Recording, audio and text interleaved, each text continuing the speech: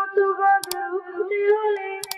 এখন থেকে থাকো তৈরি হয়ে ওই মাটির শূন্য রাগল যে ওঠো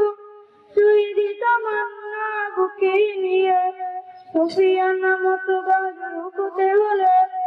এখন থেকে থাকো তৈরি হয়ে আসবে এই মহাকাল রুখতে হবে দাজ্জাল আসবে এই মহাকাল রুখতে হবে দাজ্জাল